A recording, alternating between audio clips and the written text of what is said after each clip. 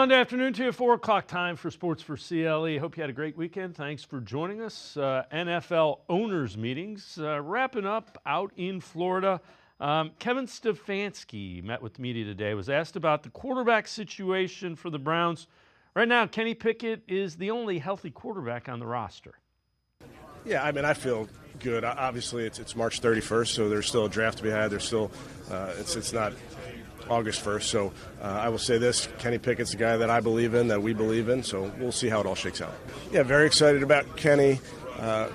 We've had him up into our building and just, the brief time talking to him, understanding what he knows about this game and how he's been coached. I caught up with some of his former coaches in Philly and filled me in on the type of person, type of player. So excited for Kenny and the opportunity, see what he's capable of, and he's got the right makeup for it. So Kenny Pickett, Browns happy with him. Question remains, what do they do at number 2 overall in the draft? Kevin Stefanski talked about what he has seen and learned about Colorado quarterback Shedeur Sanders during the draft process. He's an extremely talented football player. Again, getting to know the kid, you watch the tape, and I think the important part as an evaluator is you want to talk to the player about plays and how he plays, and I think he sees the game really, really well, has been raised the right way. I think they've done an outstanding job bringing him along in terms of understanding football, but he's a very, very talented young man, but off the field is where I'm probably most impressed. Yeah. I think throwing live is another piece of this. That's a small piece, but a piece of it. Getting around him, going to dinner is important.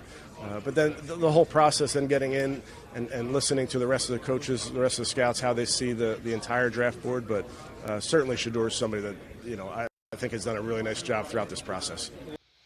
He'll have his pro day later this week. The Browns will have a large contingent there. They will also meet with him in a private setting as well. Chris Sims, former NFL quarterback, on what he thinks the Browns should do with the 2nd overall pick. This from NBC Sports Pro Football Talk. As much as I'm intrigued to see Abdul Carter and Myles Garrett come off the edge on the same defensive line, which would be absolutely unreal, like scary, and we know they're evaluating Travis Hunter as a wide receiver, and that could be interesting too. I'm with you in the fact that there's a lot of holes, and not only are you dealing with the Deshaun Watson thing, the defense has got some talent. I get you. The secondary is still good, but their defensive line's not real deep. There's some linebacker issues there, and the offense is certainly aging and needs to be replenished there. So, yeah, there's a lot of holes, and I would not be shocked to see them trade down when it gets close to the draft, Mike. Not at all. Plenty more on the draft and the Browns. Steve Palazzolo from 33rd Team, as well as Scott Petrak from BrownsZone.com and the Chronicle Telegram straight ahead. All right, Cavaliers, 7 games remaining in the regular season. They have a 4.5-game lead on the Celtics in that top spot in the Eastern Conference, hosting the Clippers. And Garland finds Mobley on the fast break. He hits basket and is fouled. Kept going inside to Evan Mobley. Strus this time to Mobley for the dunk. Mobley 22 points. Strus, different guy this time. He's going to go inside to Allen. Jared Allen had a team-high 25. That was the dunk there. Mitchell with it. Donovan Mitchell, long 3, knocks that down. Mitchell had a good game as well, as this time on the drive, he'll knock down the little jumper and get fouled. He had 24 points. Cavs win it 127-122. The win puts them at 60 wins on the season. I didn't expect 60 wins. I thought we would, be fighting. Kind of my internal goal was can we improve from last year? If that's 1 win, great. If it's 2 wins, great. That was kind of where my mind was. But, for this this team to take it to another level, kind of shatter that says a lot. And we're not done, right? We still got, still can add to that. But told we got to celebrate this. It's not, not the end goal, but we should we should take a deep breath and celebrate 60 wins. It's so hard to do in this league. It's it's a monumental task. So really happy for the guys. And again, Cavs 4.5 up, 7 left to play, so they can lock up that number 1 seed in the Eastern Conference and home court advantage. Guardians were in Kansas City to open the season. They're in San Diego tonight. They'll start a 3-game series, trying to take 2 out of 3 against the Royals in that opening series for the season. It was 1-0 Guardians in the 5th. And how about this? Kyle Manzardo turns on one, and that one's not coming back. 2-run homer put the Guardians ahead 3-0. Gabriel Arias, starting second baseman, had played third yesterday because of the injury to Jose Ramirez. Drives one to the opposite field, a solo homer, 4-0 Guardians. And Guardians hitting a little bit of long ball in Kansas City. Daniel Schneemann turns on one, and that one's gone. A 2-run blast put the Guardians up 6-0. 8th inning now, bases loaded, nobody out. Guardians up 6-1. And Hunter Gaddis strikes out Salvador Perez, Michael Massey, and Mikel Garcia on the ground out to get out of the jam. The Guardians win it by a score of 6-2. Tanner Bybee got the start, his first of the year, and he looked good. Picked up right where he left off from his last spring start, and he was just, he was running out of pitches there. So just thought it was the right time to go get him, but Tanner was outstanding. Yeah, we've been aggressive early and then making them work. The Fink and the hitting group have done a great job of, game planning, and our hitters are buying into it, and I feel like we're swinging at the right pitches and taking the borderline ones. And it's 3 days in a row we've really made the starter work. And again, tip your cap to Michael Wacha for 4 innings. We got his pitch count up, but we didn't get much off of him. So, but a great job by our hitters. I mean, that's unbelievable. I did not see the bunt coming. That was, but it's just the dynamic player he is, and then hits a ball to right that most lefties can't. So he's got the tools, he's got the power, he's got the ability, and it's going to be really fun watching him put it together. Obviously it wasn't latched, but the ball never left the play or field of play, so it's a live ball. Is that what you went out there? Yeah, I just asked. I said, "Is that anywhere that's a double?" And they said, "No, the ball didn't leave the play." Well, I also was checking on Nolan from a distance. It's a long way to run there, Wednesday. Oh, I mean, that was unbelievable. You get put into an impossible situation with 3 of their best hitters coming up and get out of there with 1 run. That's a job well done. I was talking about Hunter Gaddis and the job he did in that 8th inning, allowing just 1 run. All right, in the 9th inning, Emmanuel Clase was on in relief. It was a 6-2 ball game when he came in, facing Jonathan India of the Royals with 2 outs. That one up and in, and kind of moved him off the plate. Next pitch, Clase again trying to back India off the plate, and that one hit him on the flap of the helmet. India obviously not happy with that, and Vinny Pasquantino of the Royals after the game talked about that incident. I'm still kind of collecting my thoughts on it, but he threw a pitch that he doesn't ever throw the pitch before, which was a 4-seam fastball. It was his first one of the year. And then the next pitch, they, trying to come back up and in with the next pitch. And you got to get it. You're trying to let a pitch ride, and it didn't. And it hit him right in the face after almost hitting him in the face the pitch before. So obviously I'm upset by it. I'm more upset for John because, we don't know what's going on with him right now. So it sucks. And I don't think there's any – do I think there was intent behind it? Absolutely not. He's trying to go close a ball game, finish a ball game. It did happen, and that sucks a lot. And again, there was no intent on it. Clase is trying to move the guy off the plate. People are getting too good of swings on Clase, so an unfortunate situation. Again, Guardians out west. They'll face the Padres. Luis Ortiz will get his first start in a Guardians uniform against the Padres tonight. We're going to step aside, take a quick timeout. Steve Palazzolo from the 33rd team straight ahead. We're talking Browns. Stay with us. The Ohio Lottery Partners in Education program is dedicated to recognizing exceptional students, teachers, and schools throughout Ohio. Scan the QR code on screen to nominate students and teachers as Academic All-Stars and Teachers of the Month. They must be currently enrolled or teach in grades K through 12. Is your K through 12 school developing students' literacy skills to achieve success in reading? If so, you can nominate your school for the School of the Year. Students can win $100, teachers can win $500, and schools can win $2,500. Scan the QR code, fill out the forms, and nominate deserving students, teachers, and schools today. The Ohio Lottery Partners in Education program takes pride in honoring exceptional students, teachers, and schools across Ohio. Submit your nomination today. It's fun, fast, and free.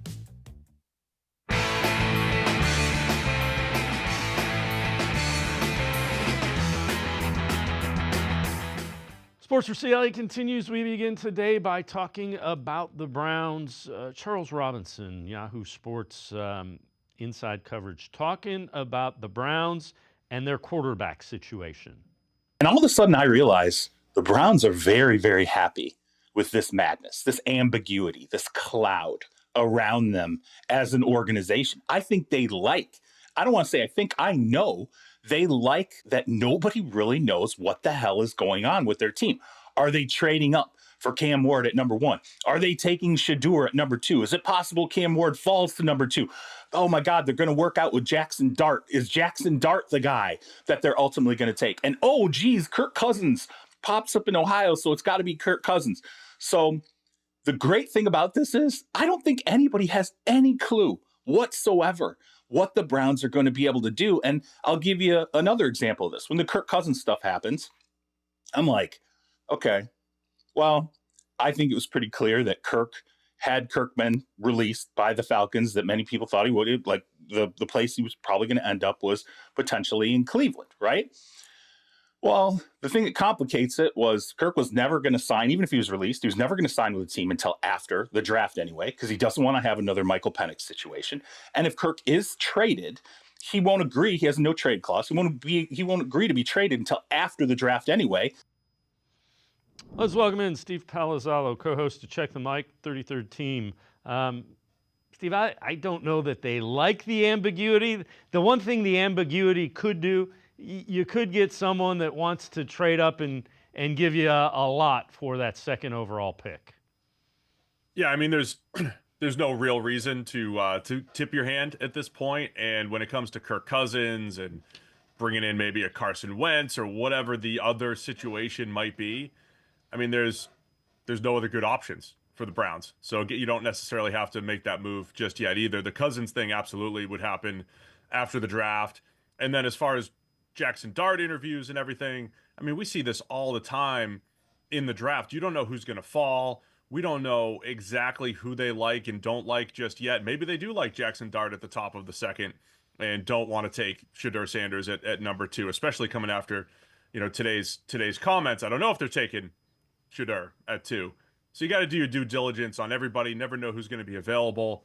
I agree. I don't think that they like this necessarily. This is just the situation the Browns are in, trying to figure out their quarterback. So yesterday when he met with the media at the owners meeting, Andrew Berry, Browns general manager, had this to say.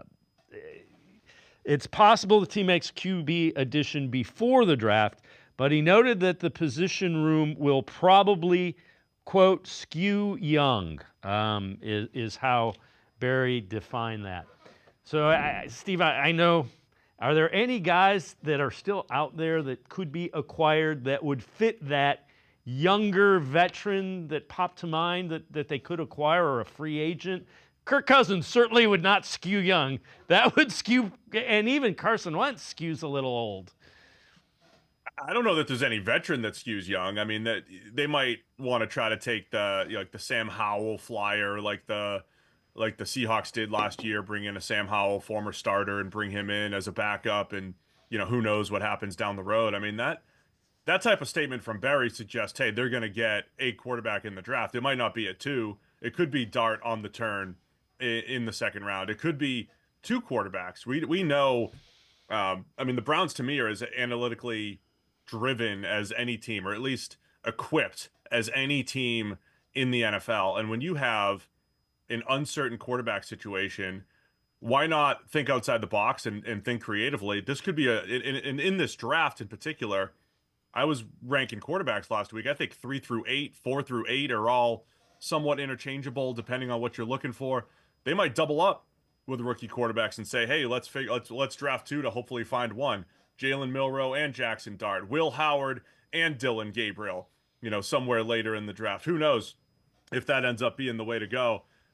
Not that Kenny Pickett ends up becoming the veteran of the room. So who knows what they're thinking, but that could be it. Double up on some of those developmental type of quarterbacks as a bridge when they're trying to figure things out. So when you look at this quarterback class, and at what point do you look at it and say, that guy we can't take him number 2? How does that decision come, relative to Sanders or Ward or any quarterback?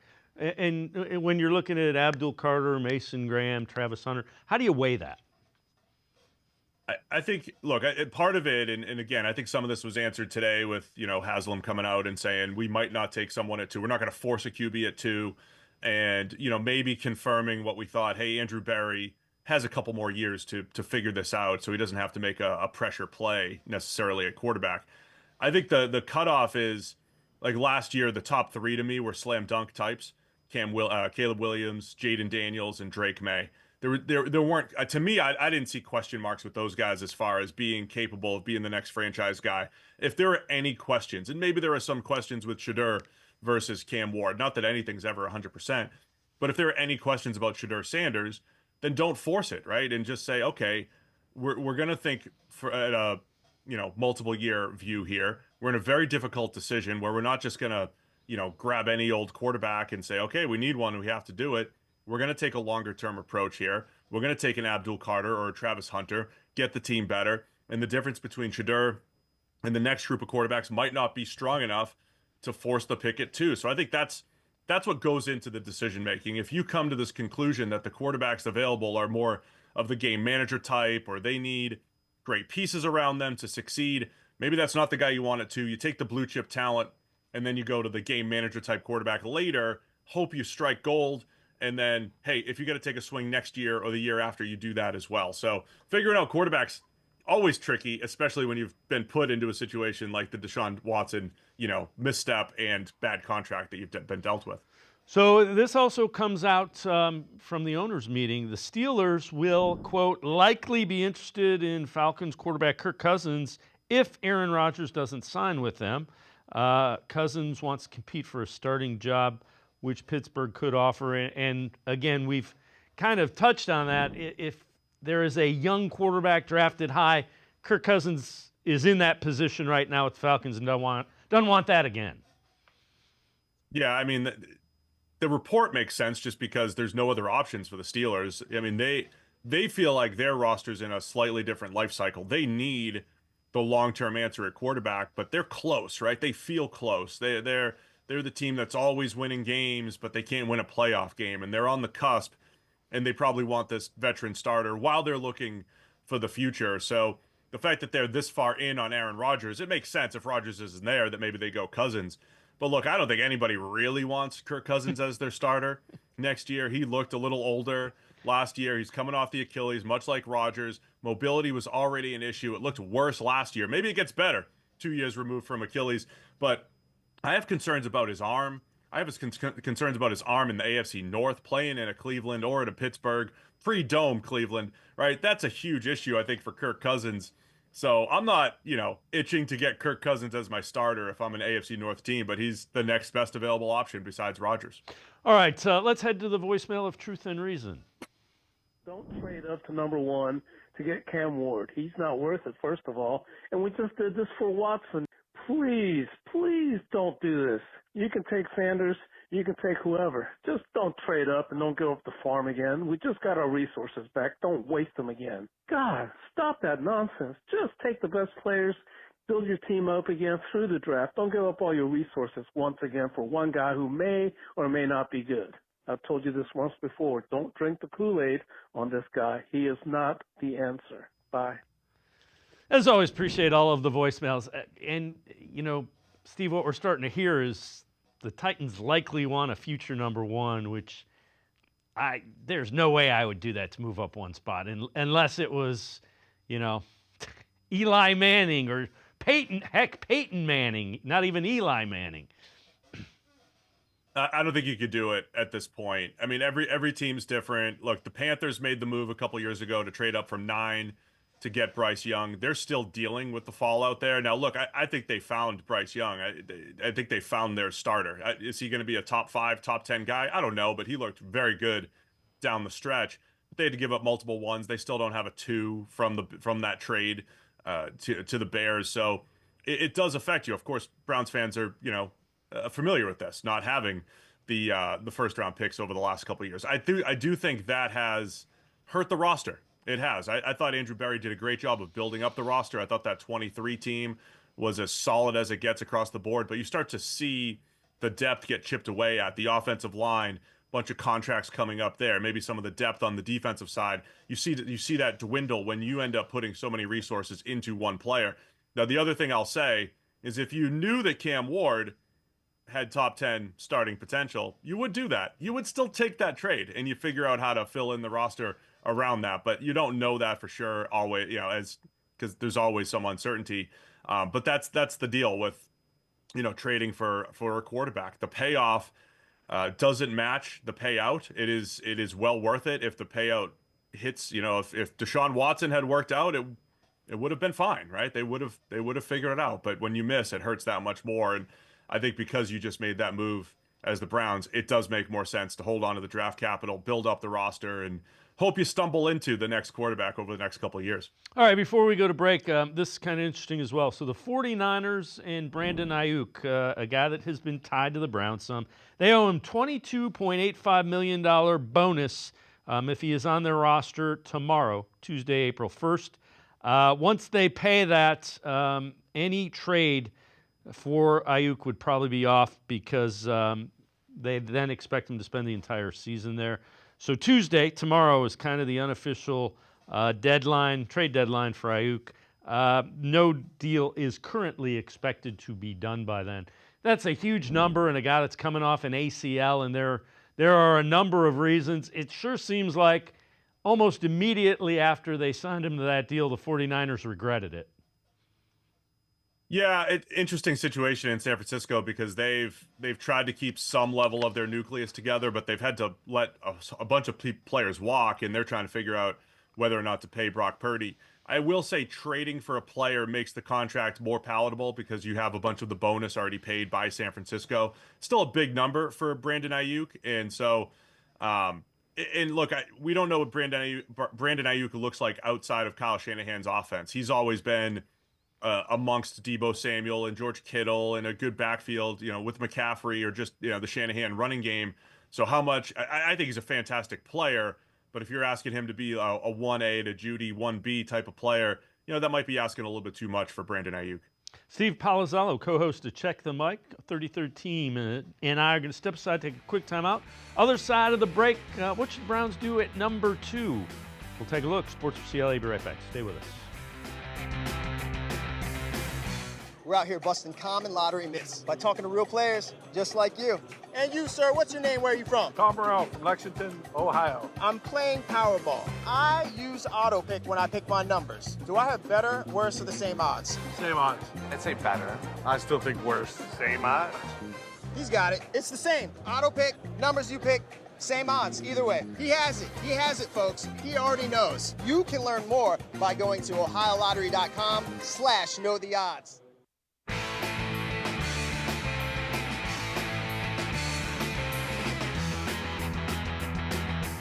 We continue talking Browns with Steve Palazzolo, co-host of Check the Mic.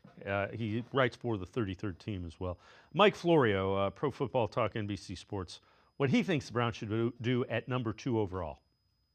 If there's somebody out there that loves the next guy after Cam Ward, if it's Travis Hunter, if it's Abdul Carter, whoever it might be, and they love him enough to make the Browns an offer they won't refuse, that's a possibility. And the Browns are a team that could benefit from acquiring multiple draft picks to fill that void. And they've got 2 voids now. They've got the void that was created when they traded for Deshaun Watson and gave up 3 first-round picks and multiple other draft picks who would be part of the nucleus, the rising nucleus of the team right now.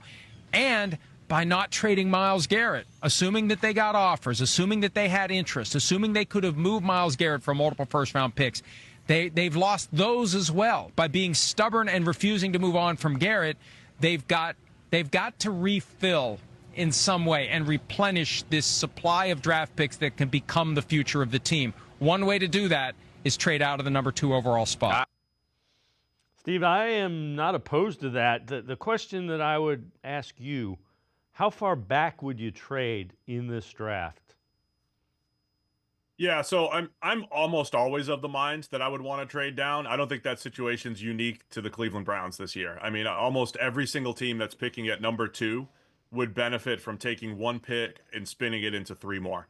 The Texans went the other way a couple of years ago. They basically gave up 3 picks for Will Anderson, who's a stud. I mean, that dude's awesome. But I don't even know if they actually won the trade, because the 3 picks that they would have had, they also would have had 3 very good players. So I think it would be the right move for Cleveland if they had the right offer. I think when you're debating this, though, how far do you go down? There's a debate about, hey, I don't want to go further than 5 or 6, because that's probably where the blue chip players run out, whether you think that's a Mason Graham from Michigan or an Ashton Genty, running back from Boise State, wherever that cutoff is for blue chip players. I don't think it matters a ton, though. This is really a depth draft. I think a lot of the depth in the draft is going to be picks 15 to 75. That's the case a lot of the time. Like, you could find some really good players in there. So you're either going to say, I don't want to go lower than 4 or 5, just because I'll still get one of those blue chip players. But even if you have to go beyond that, I think there's still enough talent. If you could turn that 1 pick essentially into 3, or that future 1, then I think it's well worth it, because that's just the better long-term team building strategy. All right, we'll get back to the draft in a minute. Browns need playmakers. You know, you look at their wide receiver room, you look at their running back room, you look at their tight end core. It's basically the David Njoku show. Are there any wide receiver or running back free agents that are still out there this late that you think could help them? Or is it basically head to the draft, boys? Yeah, I mean, not really at this point. There's a reason why all these guys are available. I mean, look, there's always ways to find depth pieces in and around the draft, after the draft, you know, and the shrewd teams do that. Keenan Allen is still out there, but again, we're talking 1-year stopgap type of players. You could bring Amari Cooper back, 1-year stopgap type of players. So I would say at running back too, maybe you take a shot on a J.K. Dobbins. You know, he's got some big playability with his, but has the injury history. So again, it depends on what the plan is here. It does feel like there's a reset going on, a multi-year reset happening, and if that's the case, they want to get younger. They want to get the receiver and running back depth in the draft, get those guys on the field, and see where they are a year from now, right? So I think that's probably the play. But if they need to fill out a roster, so to speak, you grab one of those veteran receivers or running backs, and they could fill a need if you're unable to fill it in the draft. So this is from Eric Edholm from NFL.com. Did a mock draft, and he has the Browns taking Abdul Carter at number 2 and then trading back into the first round with the Falcons. He has the Browns trading 33, 67, 104 to the Falcons for pick 15, and then taking Shedeur Sanders. It's intriguing. If you like Sanders, do you just take him at 2? I mean, if you could get Abdul Carter and Shedeur Sanders, I don't hate that as a move here. Look, I mean, the whole quarterback thing is so different, because the standard for a quarterback and hitting on that pick is you want a guy that's a top 8 to 10 quarterback. And if you don't get that guy, even like a Tua in Miami, he's like on the fringe enough of the top 10 that you probably have some Miami fans feeling like, we'll never win with him. How are we going to beat Josh Allen, Patrick Mahomes, Lamar Jackson in the AFC? And then there's other fans that are like, hey, this guy's, he's a good starter. Look at his stats. He's fantastic. I mean, that's how difficult it is to draft a quarterback and hit on that player. That's kind of why you have to take those shots. But I don't know. I think that would feel good for Browns fans, whether or not they love Shedeur Sanders or not, but to at least come away with Abdul Carter, and then you make this aggressive move to get Shedeur. The Falcons only have 4 or 5 picks in this draft anyway. They have some of the lowest draft capital in the draft. they might actually want to trade down and do something like that. So we used Eric's on our podcast today. We used Eric's first round as a jumping off point to do a second round mock draft, and loved the aggressive thought process Eric had in the Browns trading back up to get Shedeur. Yeah, so the fact that, I didn't look at the draft capital. So the fact that the Falcons are so low with picks, they might actually be willing to do something like that? I would say with the Browns sitting at the top of the second, if there is a point where they love Jackson Dart or Shedeur falls, and that's going to be one of the stories of the draft. If Shedeur falls, right, if he gets past 3, then you start to figure out who could draft him. Maybe the Steelers at 21 if he gets that far. The Browns could trade up, not above 21, but maybe. But the Falcons at 15 would be a team to keep an eye on because they don't have a lot of picks. And then the Vikings at 24, I believe they're at 24. They only have 4 or 5 picks in the draft. Those are the 2 teams with the fewest picks in the draft.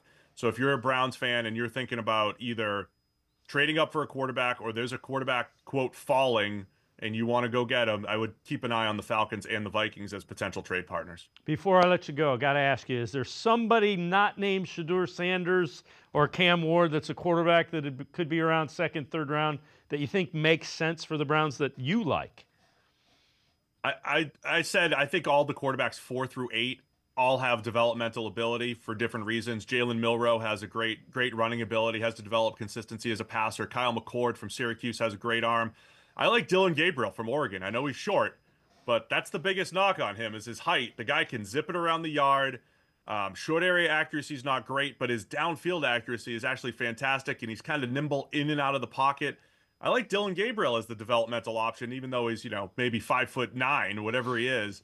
That's the biggest knock on him. And if he was 6'3", I think we'd be talking about Dylan Gabriel as a first-round player. Steve Palazzolo, as always, thanks so much for the time and insight. Appreciate it very much, Steve. Yeah, thank you. Appreciate it. Steve Palazzolo, make sure you check him out. He is the co-host of the Check the Mic podcast. Also, check him out on the 33rd team. We're going to step aside, take a quick time out. We continue talking Browns. Scott Petrak, Browns beat reporter for the Chronicle Telegram and BrownZone.com. Straight ahead. Stay with us. Come back to go forward. Back to learning new things. Back to pursuing your dreams. Tri-C has flexible learning options to fit your life. And every year, more than 1,000 local companies provide Tri-C students with real-world learning. The right education can boost your lifetime earning power by hundreds of thousands of dollars. Start now with a college education you can afford. Tri-C, where futures begin. We're out here busting common lottery myths by talking to real players just like you. And you, sir, what's your name? Where are you from? Tom Burrell from Lexington, Ohio. I'm playing Powerball. I use auto pick when I pick my numbers. Do I have better, worse, or the same odds? Same odds. I'd say better. I still think worse. Same odds. He's got it. It's the same. Auto pick, numbers you pick, same odds. Either way, he has it. He has it, folks. He already knows. You can learn more by going to ohiolottery.com/knowtheodds. I am powerful beyond my wildest imagination. I will define my future. I will keep challenging myself to improve. Because I am a future leader of this great nation. I will be responsible for raising a beautiful family. And educating not only my generation, but many more to come. I will make a difference in my community. And I will stand up for what I believe in. I will not settle for simply chasing my dreams. I will achieve them. Because I was given a chance. An opportunity. A home. At Family, Career, and Community Leaders of America. The ultimate leadership experience. FCCLA has been one of the greatest experiences of my life. It's made me who I am today. Join us. We'll build a new future together.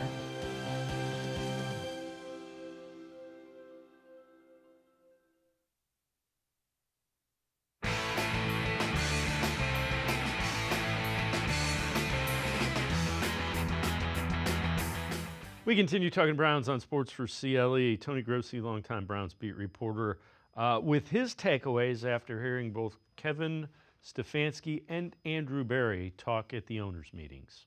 Number one is they really like Kenny Pickett. Tony, did Three you hear times what today you in the just course. said? Did you I hear know. what I'm you trying just to explain. Did you I know, listen to your but- own words? Repeat this again for the audience, please. They really like Kenny Pickett and is confident that he could be the starting quarterback on day one, game one. 3 times today, Kevin Stefanski came back to saying, I'm really excited about Kenny. Kenny's our guy.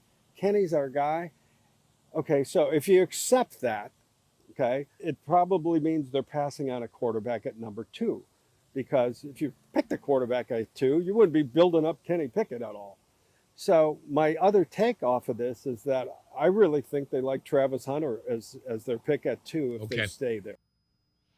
With that, let's welcome in Scott Petrak, Browns beat reporter for the Chronicle Telegram as well as BrownZone.com. Scott, I'm trying to keep an open mind at the quarterback position. I got to be honest. I like Kenny Pickett a lot more as the Steelers starting quarterback than I do the Browns starting quarterback. And I'm keeping an open mind. Yeah, I'm still not buying in that he's going to be the guy week one. I mean, I get what Tony said. I get what Stefanski and Barry said. I think that's what you say when he's the only healthy quarterback on the roster right now. There's a lot of moving pieces. They're going to get a quarterback in the draft, and I'd be stunned if it's not, in the first 3 rounds, if not at number 2. I think they'll sign another veteran. And to add to that mix, Kenny Pickett wants to compete for that starting job. They promised him that opportunity, but I think it's far from a certainty that he'll be the starter week one. Now, I do think there is some upside there. He is a former first-round pick. He's 15-10 as a starter. I think there's things to like about him, but I don't believe when they traded DTR and a 5th-round pick, 3 weeks ago for Kenny Pickett, that it was designs that he'd be your starter for any length of time. I think the one thing they're going to try to get is a quarterback who does not turn the ball over a lot, because that has been a disaster the last 2 seasons. One where they won, and then last year where they couldn't win. Yeah, well, it's not like Pickett's great at that. He's thrown 15 touchdowns and 14 interceptions, and he's started 15 games. So he's young. He's only played in the league 3 years, and he didn't really play much last year. Maybe the year in Philly, where he's basically a backup to Jalen Hurts, will really help him.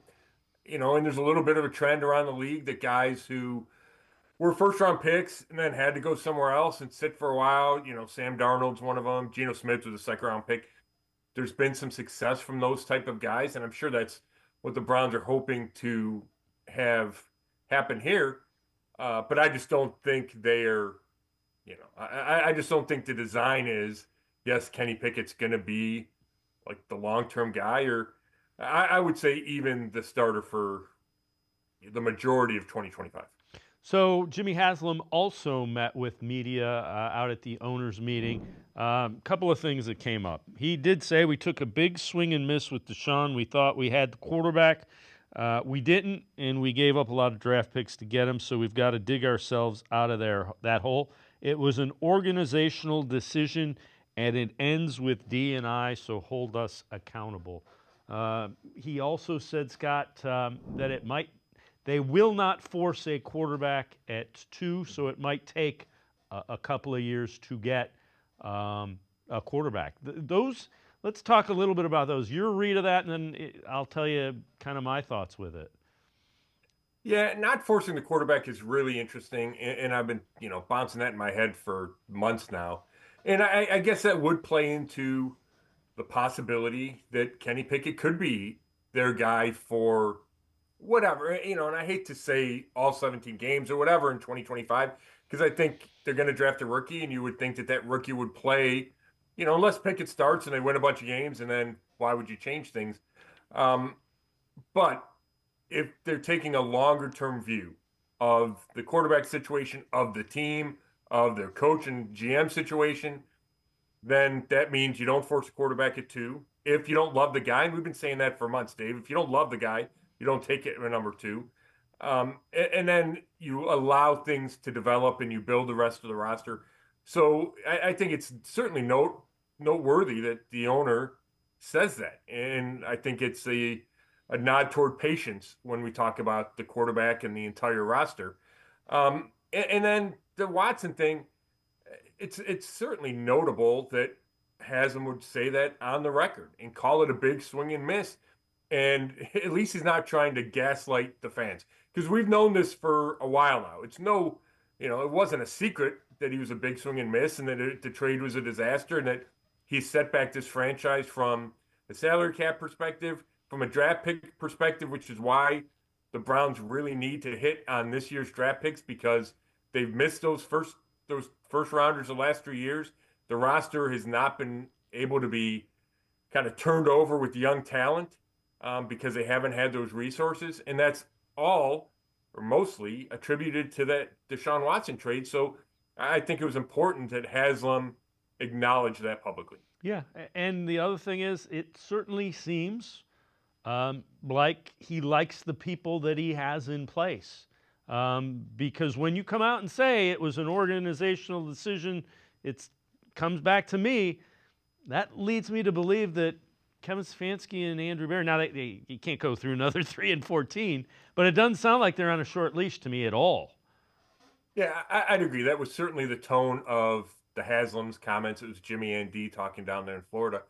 That when you say organizational, it means you're not singling out one person. And that would tend to be Andrew Berry. He's the GM. He's in charge of the personnel department, the roster moves. And I think Haslam is taking some of that responsibility, some of that blame away from Berry, and knowing that, the Haslams are a big part of this, and they had to agree to, write the 200 or the whatever series of checks that equal the $230 million fully guaranteed. And they had to go set a new precedent with that much fully guaranteed, even though we know all the issues Watson had off the field down in Houston.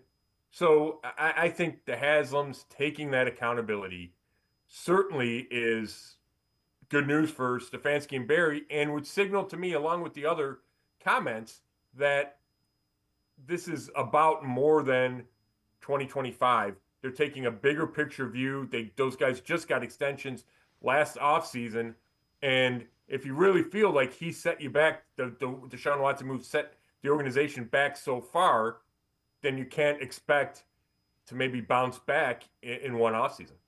So the Browns are obviously looking for a young quarterback in the draft. They've met privately with several of them. Kevin Stefanski talked about being involved in the in-person workouts with all the quarterbacks that they're looking at. When you're seeing a quarterback throw live, obviously you have the pro day, which is scripted, and they've run through that script, and they have their receivers, and it's very, efficient, and they do a great job. Also, the nice part then at a private is you can kind of put them on your own script, and you can ask them to make a couple throws or put them out of order or challenge them a little bit. Or I think maybe the coolest thing to do is give them a coaching point. Say, hey, try and take 2 steps off of that drop, or let's see if we can throw it this way, or put your eyes here, and just watch them take coaching. So I think that private, you have a little bit more say in the evaluation piece right there on the grass, but either way, you get to up close see how the ball comes out of the quarterback's hand. And Scott, the thing that I find interesting, Kevin Stefanski should have a very loud voice in whatever quarterback they're going to take. Not the only voice, but if he's an offensive coach, you gotta value his input. I agree, and the Browns are pretty good about sticking to their roles, at least publicly. And Kevin would say, "Hey, it's Andrew's decision," whenever it's kind of a big person or any personnel decision. But when you have the number 2 pick in the draft, things change. And when you have the quarterback issues that the Browns obviously have, then that changes as well. And we didn't see Kevin Stefanski going to pro days and going to private workouts in the last couple of years because they didn't have a top 5 pick. And they didn't need a quarterback. They had Deshaun Watson and knew or expected him to be that starter.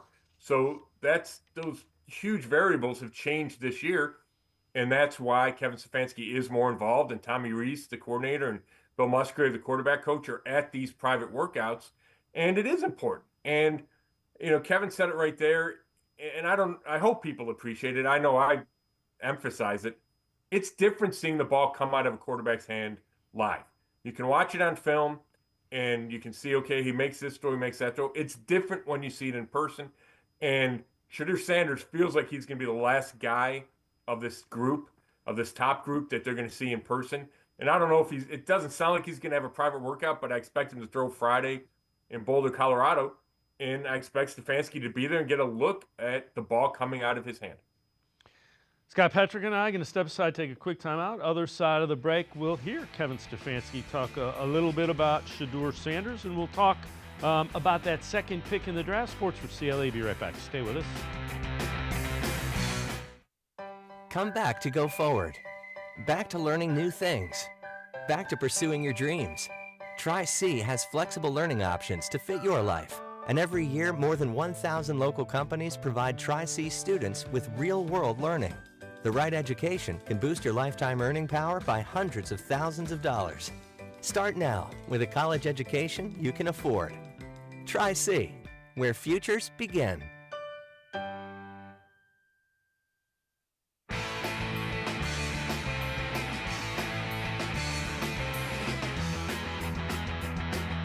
We continue talking Browns with Scott Petrick from the Chronicle Telegram and BrownZone.com. Kevin Stefanski today talked about what he has learned about Shedeur Sanders off the field in the time they've done this draft prop.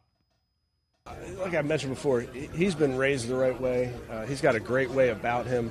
Obviously, when you're the son of a Hall of Famer, there's a lot that goes with that. But I think he's gotten a lot. I think the benefits of that have been really impressive for him. I think you see a young man that understands what comes with this job, understands the work that goes into this job. So I'd say it's been a very big positive. Scott, it's kind of interesting because when I think of Shedeur Sanders, I have very few questions about the intangibles, and I have a lot of questions about the measurables, which is bizarre. Yeah, that is really interesting. He's not the athlete that his dad is. You know, I mean, Deion's one of the greatest athletes, you know, in NFL history. And Shedeur's not. He's got, you know, I don't know if it's slightly above average arm. It feels like he's an average athlete for a quarterback, but really high accuracy. Like a good decision maker, obviously really tough. He took a bunch of sacks. Colorado kept playing. I think he was clutch in the fourth quarter. Good football knowledge. You know, Deion's been putting him on the board since he was a kid. So I think you're right. To me, what Kevin Stefanski was saying there, and I don't know if he meant this or not, but I certainly took it like this, that there's a lot of kind of smoke around Shedeur and Deion, and you know, is it going to be circus, and what's it going to be like, and you know, is it going to be a problem, or are they going to be a problem? And I think Stefanski went out of his way to kind of quash that and say, no, you know, they're not worried about that. They love him off the field. They like him on the field. To me, it's just a matter of if they think he is worth the number 2 pick in the draft. I have no doubt that they like him, that they think he can be a good quarterback. It's, do you love him enough at number 2? So Dan Patrick from the Dan Patrick Show, talking about what the Browns have to weigh when considering, do you take Shedeur Sanders at number 2? This is where you get different agendas. The Browns could take Shedeur Sanders. Now, once again, don't take a quarterback, take the quarterback who fits your style, your coaching staff, your system, all of those things.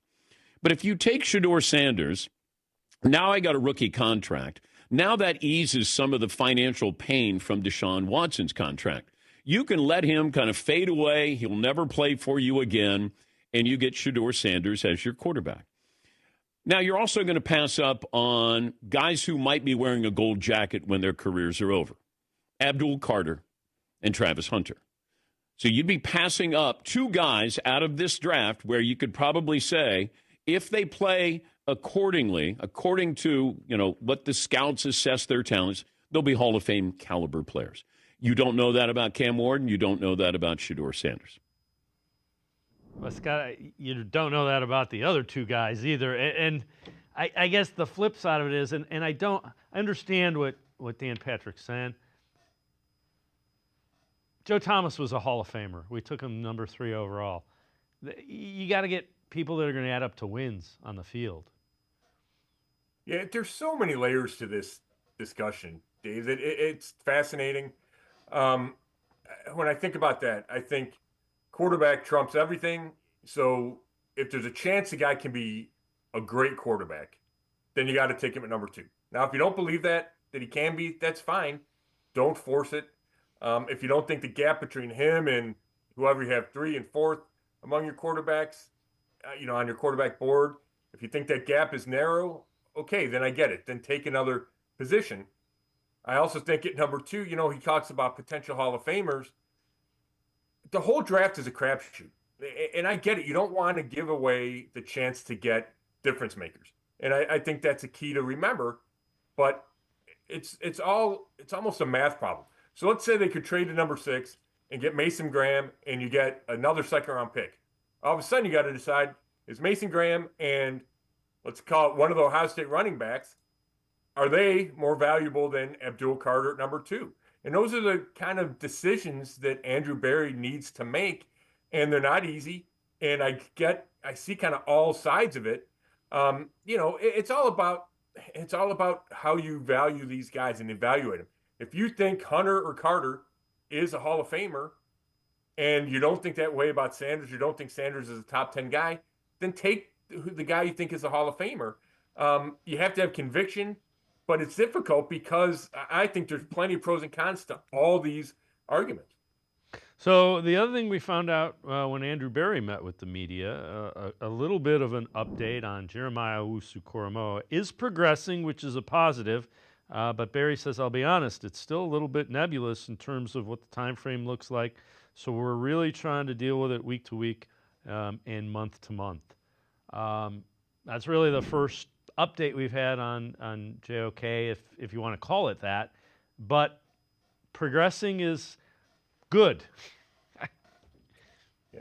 I mean, yeah, there's no, at least you're not getting he's done playing football, or it's stagnant, or we're still waiting for doctors, which is all, the still waiting for doctors is certainly implied there. So I would take that as a slight positive, but they're obviously planning or having contingency plans if JOK can't play in 2025. The Jerome Baker signing, I think, speaks to that. They re-signed Devin Bush. They might have re-signed anyway, but I think there was some urgency there because you need linebackers and you don't know about JOK. So, I think everybody's eager for some clarity here and maybe some definitiveness, but it's just not coming and doesn't seem to be coming anytime soon.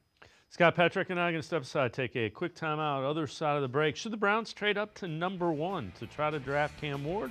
That and more on Sports4CLE. Stay with us. We're out here busting common lottery myths by talking to real players just like you and you. If an Ohio Lottery scratch-off game has 1 in 4 odds, that means if I were to buy 4 tickets in a row, I'm guaranteed to be a winner. True or false? I'm going to say true. Oh, that's false.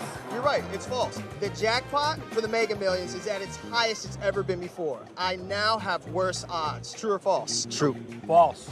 False? That is exactly right. You can learn more by going to ohiolottery.com/knowtheodds.